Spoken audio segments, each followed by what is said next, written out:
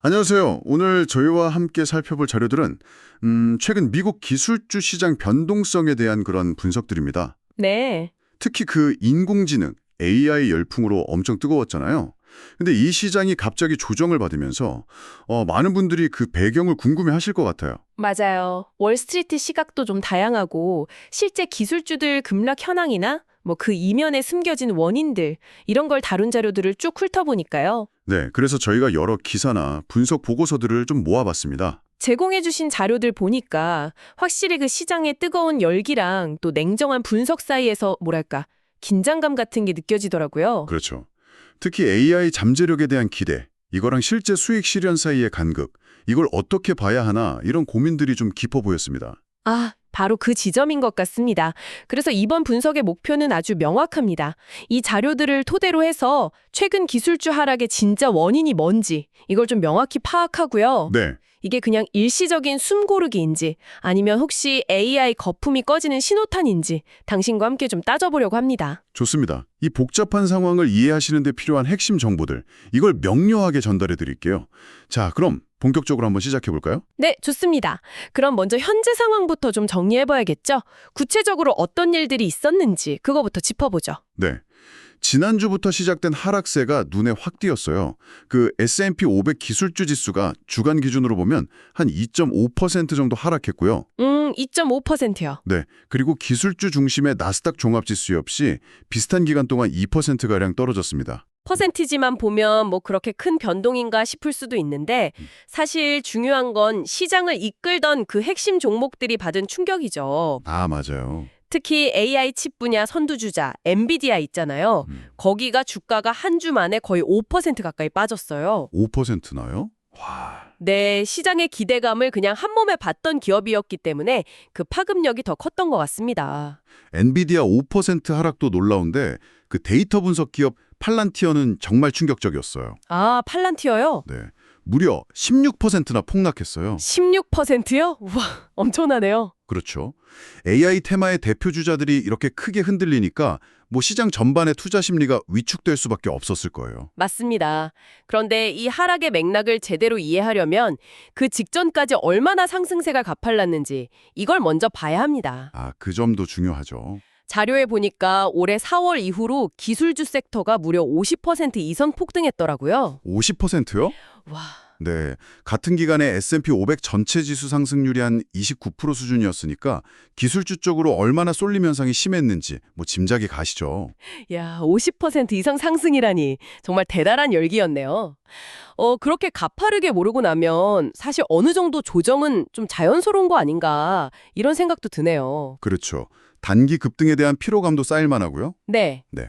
네, 단기적인 과열 부담이 좀 누적된 상태에서 여러 가지 요인들이 복합적으로 작용했다 이렇게 볼 수 있습니다. 자, 그럼 왜 이런 조정이 왔는지 그 배경을 좀 더 깊이 파고 들어가 보죠. 네.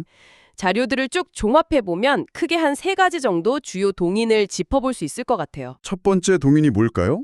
역시 그 단기간에 너무 많이 오른 가격 부담, 그러니까 고평가 문제랑 이익 실현하려는 움직임, 이런 걸까요? 네, 그게 핵심적인 이유 중 하나입니다.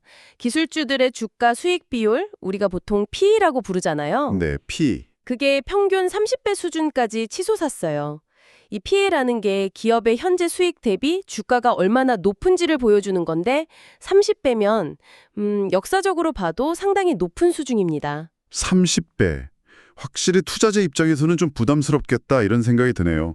물론 성장 기대감이 반영된 거겠지만요. 그렇죠. 근데 일부 분석 자료에서는 이게 2000년 닷컴 버블 때 그 과열 양상을 떠올리게 한다 이런 경고까지 나왔습니다. 닷컴 버블이랑 비교하는 건 좀 불안감을 키울 수 있겠는데요. 네, 특히 한 분석 보고서는 현재 PE 수준이 과거 버블 붕괴 직전 패턴이랑 좀 유사하다 이러면서 위험 신호를 강조하기도 했죠.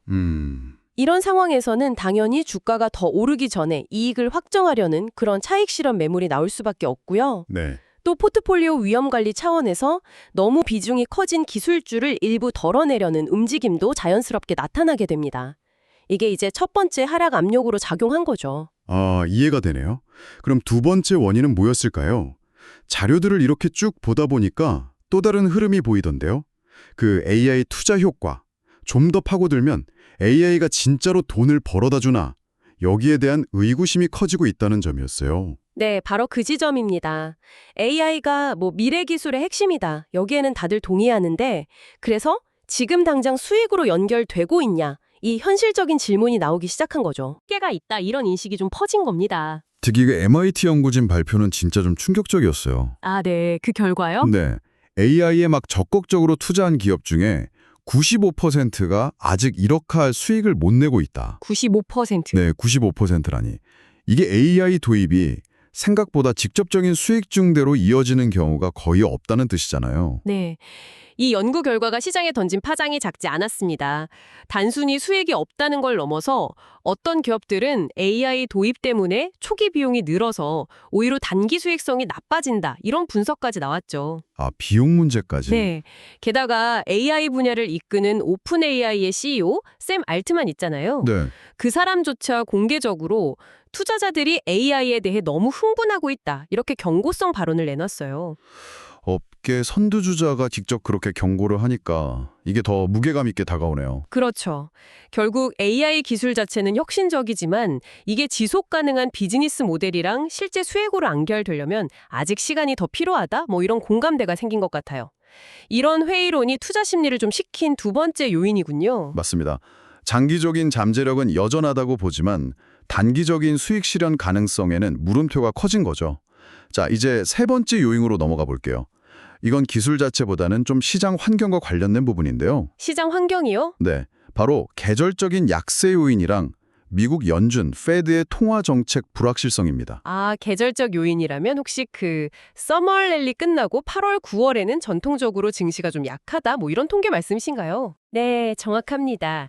여러 분석 자료에서 공통적으로 지적하는 부분이에요. 역사적으로 보면 8월하고 9월은 주식시장 수익률이 상대적으로 좀 저조한 경향이 뚜렷하게 나타나거든요. 그렇군요. 특별한 악재가 없더라도 이 시기에는 투자자들이 좀 보수적인 태도를 취하는 경향이 있고요. 그런 계절적인 배경에다가 또 이번 주에 잭슨홀 미팅이 예정되어 있잖아요. 이게 시장의 불확실성을 더 키우는 것 같아요. 제롬 파월 연준 의장 연설에 모든 관심이 다 쏠리고 있죠? 맞습니다.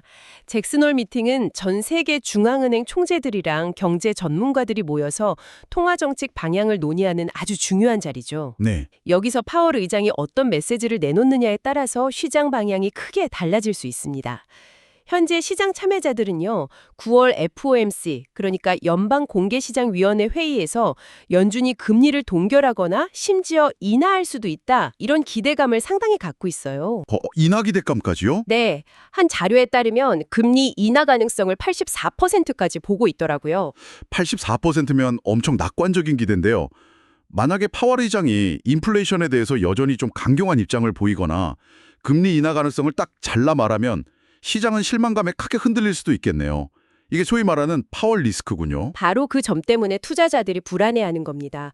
파월 의장 발언이 시장 기대랑 다르게 좀 매파적인 내용이면 금리 불확실성이 다시 커지면서 위험 자산인 기술주 중심으로 변동성이 확 커질 수 있거든요. 네. 그래서 많은 투자자들이 잭슨홀 미팅이라는 큰 이벤트를 앞두고 미리 위험 관리에 나서는, 즉 주식 비중을 줄이는 움직임을 보인 거, 이게 세 번째 하락 요인으로 작용했다, 이렇게 분석할 수 있습니다. 정리가 되네요. 그럼 첫째는 가파른 상승 때문에 생긴 고평가 부담이랑 차익 실현 욕구. 네. 둘째는 AI가 진짜 돈을 버는지 그 수익성에 대한 의문과 회의론 확산. 그렇죠. 그리고 셋째는 계절적인 약세랑 잭슨홀 미팅을 앞둔 연준의 통화정책 불확실성. 이 세 가지 요인이 복합적으로 맞물리면서 최근 기술주 조정을 이끌었다. 이렇게 이해하면 되겠군요. 네, 그렇게 정리하는 것이 가장 타당해 보입니다. 어느 한 가지 요인만으로 설명하기는 좀 어렵고요. 여러 악재성 재료들이 동시에 좀 부각되면서 하방 압력을 가중시킨 상황, 이렇게 해석됩니다. 자, 그렇게 하면 이런 좀 복잡한 상황 속에서 투자자들은 구체적으로 어떻게 움직이고 있을까요? 그리고 앞으로 시장 전망에 대해서는 어떤 시각들이 좀 있을까요? 일부 투자자들의 움직임은 꽤 명확하게 나타나고 있어요. 제공해주신 자료 중에 펀드 자금 흐름 분석한 게 있었는데 기술주 펀드에서는 자금이 좀 빠져나가고 있고요. 유출되고 있군요. 네. 반면에 상대적으로 경기 변동에 좀 덜 민감한 소비재나 헬스케어 또는 금리 인상기에 오히려 수혜를 볼 수도 있는 금융주, 이런 소위 방어주 섹터로 자금이 이동하는 흐름이 포착됐습니다. 기술주에 몰렸던 자금이 다른 데로 좀 퍼지는 모습이네요. 이걸 그럼 기술주 중심의 시장 흐름이 이제 끝났다, 이런 신호로 봐야 할까요? 아니면 아직은 좀 이른 판단일까요? 자료들의 전반적인 분위기는 후자에 좀 더 가까운 것 같던데요. 맞습니다. 현재 시장의 지배적인 분석은 이번 하락이 기술주 시대의 종말이나 붕괴, 크래시, 시나리오 이런 쪽으로 가기보다는 그동안 너무 과도하게 뜨거웠던 시장이 잠시 열기를 식히는 건전한 조정. 건전한 조정. 네. 혹은 가격 재조정 과정이다. 이런 해석에 좀 더 무게를 두고 있습니다. 특히 장기적인 관점에서 보면 AI가 가져올 변화에 대한 믿음은 여전히 강한 것 같아요. 관련 인프라 투자는 계속 될 거라는 전망이 우세하고요. 네, 그 점은 분명합니다. AI 모델 훈련하고 운영하려면 데이터 센터, 클라우드 컴퓨팅, 고성능 칩 이런 거 계속 필요하잖아요. 그렇죠. 이런 분야에 대한 투자는 단기적인 시장 변동성이랑은 좀 별개로 장기적으로 계속 확대될 거다. 여기에는 큰 이견이 없어요. 그래서 일부 분석가들은 이번 조정이 오히려 장기 투자자들한테는 저가 매수 기회가 될 수도 있다. 이런 시각을 제시하기도 합니다. 그렇군요. 하지만 동시에 이번 조정이 시장에 던지는 메시지도 좀 곱씹어볼 필요는 있어 보여요. 그동안 시장 관심이나 자금이 너무 기술주, 특히 소수의 AI 관련 빅테크 기업에만 집중됐던 건 아닌지, 이번 조정을 계기로 시장의 관심이 좀 더 다양한 섹터로 분산될 가능성, 이것도 좀 열어둬야 하지 않을까요? 충분히 합리적인 관점입니다. 실제로 몇몇 분석 자료들은 이번 조정을 계기로 투자자들이 AI 테마 말고도 다른 성장 동력을 가진 산업이나 기업들을 좀 발굴하려는 움직임을 보일 수 있다. 이렇게 전망하기도 하고요. 네. 어떻게 보면 시장의 건전성 측면에서는 오히려 특정 테마에 대한 과도한 쏠림 현상이 좀 완화되고 보다 균형 잡힌 상승세가 나타나는 계기가 될 수도 있다. 이런 긍정적인 해석도 가능합니다. 네. 어느덧 마무리할 시간이 다가오는데요. 오늘 저희가 함께 살펴본 자료들을 통해 얻은 핵심, 이걸 좀 정리해보면요. 최근 미국 기술주의 조정은 어느 한 가지 이유 때문이 아니라 정말 복합적인 요인들이 겹치면서 발생했다는 점이 분명해 보입니다. 그렇죠. 단기 급등에 따른 밸류에이션 부담도 있었고, AI 수익화 시점에 대한 현실적인 고민, 전통적인 여름철 약세 현상, 그리고 연준의 통화정책 방향을 둘러싼 불확실성까지 정말 다양한 변수들이 얽히고 설켜서 적용한 결과네요. 그렇습니다. 따라서 현재 상황을 일시적인 숨고르기다, 아니면 추세적인 하락의 시작이다, 이렇게 아직은 명확히 단정하기는 좀 어렵습니다. 시장 참여자들도 향후 방향성에 대해서 여러 가능성을 열어두고 신중하게 접근하는 모습이고요. 그럼 앞으로 당신이 이 상황을 계속 지켜보면서 주목해야 할 핵심적인 관전 포인트, 뭐가 될까요? 크게 두 가지 흐름을 놓치지 말아야 할 것 같습니다. 첫째는 단연코 AI 기술이 실제 수익으로 얼마나 그리고 언제쯤 연결되는지 여기에 대한 가시적인 증거들입니다. 가시적인 증거요? 네.